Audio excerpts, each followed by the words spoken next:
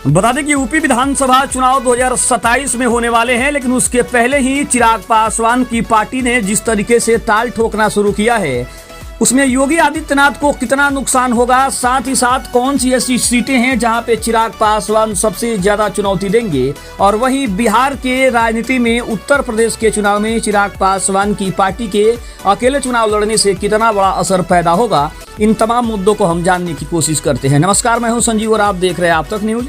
अगर आप हमारे चैनल पर नए हैं तो चैनल को जरूर सब्सक्राइब कर लें। पश्चिम बंगाल विधानसभा चुनाव 2026 के बाद अब देश की राजनीति की नजर उत्तर प्रदेश के विधानसभा चुनाव 2027 पर टिक गई है। इसी बीच बिहार में एनडीए की प्रमुख सहयोगी लोक जनशक्ति पार्टी रामविलास ने यूपी चुनाव में मजबूती से उतरने का ऐलान करके सियासी हलचल भी बढ़ाना शुरू कर दिया है।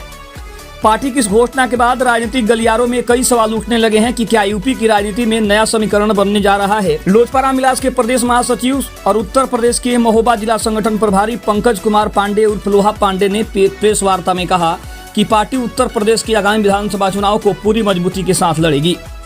फिलहाल पार्टी प्रदेश के सभी विधानसभा क्षेत्रों में संगठन को मजबूत करने के अभियान में जुट गई है। उन्होंने कहा कि पार्टी हर जिले और विधानसभा क्षेत्र में समाज के सभी वर्गों को जोड़कर संगठन को सक्रिय और मजबूत बनाने का काम कर रही है। पंकज पांडे ने स्पष्ट किया कि पार्टी एनडीए के साथ मिलकर चुनाव लड़ेगी या अकेले मैदान में उतरेगी, इसका अंतिम निर्णय शीर्ष नेतृत्व करेगा।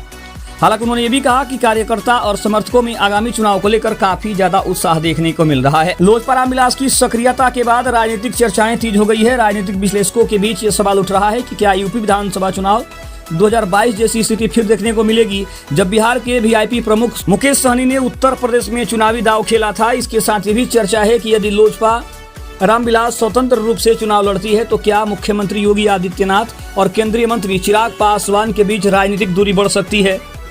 प्रदेश महासचिव ने दावा किया कि संगठनात्मक समीक्षा के दौरान पार्टी के राष्ट्रीय अध्यक्ष केंद्रीय मंत्री चिराग पासवान के पक्ष में समाज के हर वर्ग का समर्थन देखने को मिल रहा है। उनका कहना है कि यही समर्थन आगामी विधानसभा चुनाव में पार्टी के लिए लाभकारी साबित हो सकता है। उत्तर प्रदेश विधानसभा चुनाव 2027 को लेकर अभी से राजनीतिक रणनीति बननी शुरू हो गई है। एक और एनडीए के चेहरे और सीट बंटवारे को लेकर चर्चा चल रही है, वहीं दूसरी ओर समाजवादी पार्टी और कांग्रेस के संभावित गठबंधन पर भी राजनीतिक नजरें टिकी है। ऐसे में लोजपा रामविलास की एंट्री ने यूपी की राजनीति को और ज्यादा दिलचस्प बना दिया है। वहीं अगर बात करें तो योगी आदित्यनाथ के गढ़ में कहीं न कहीं चिराग पासवान की एंट्री ने एक बात तो स्पष्ट कर दी है कि अब की बार चिराग पासवान और योगी आदित्यनाथ एक दूसरे के आमने सामने आने वाले हैं। जिस तरीके से बिहार चुनाव में दोनों पार्टियों ने एक दूसरे का समर्थन किया था और एनडीए को मजबूत जीत दिलाई थी, लेकिन अब की बार के विधानसभा चुनाव यानी 2027 के उत्तर प्रदेश के विधानसभा चुनाव में दोनों पार्टियों का अलग अलग लड़ना,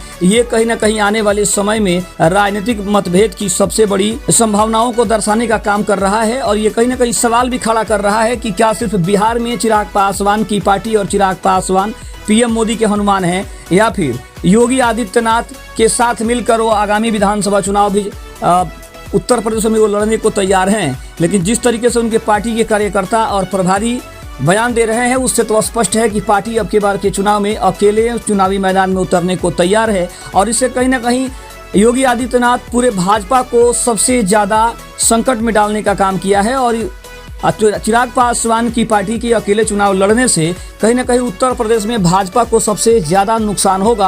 हालांकि कहा यह जा रहा है कि उत्तर प्रदेश में अगर चिराग पासवान की पार्टी अकेले चुनाव लड़ती है तो इसमें सपा और बसपा यानी मायावती और अखिलेश यादव की पार्टी को बड़ा नुकसान हो सकता है, क्योंकि दलित महादलित के जो भी वोटर हैं, जो कैडर हैं, उनका वोट कहीं ना कहीं अपने आप को ट्रांसफर करने में चिराग पासवान की पार्टी कामयाब हो पाएगी। लेकिन कहा यह भी जा रहा है कि इससे भाजपा को भी भारी नुकसान होगा, क्योंकि दलित महादलित के कुछ ऐसे भी वोटर हैं जो भाजपा के साथ जुड़े हुए हैं, जो योगी आदित्यनाथ के साथ जुड़े हुए हैं। तो कहीं ना कहीं उन वोटों का अगर कटाव होता है तो उत्तर प्रदेश में भाजपा को भी भारी नुकसान का सामना करना पड़ सकता है।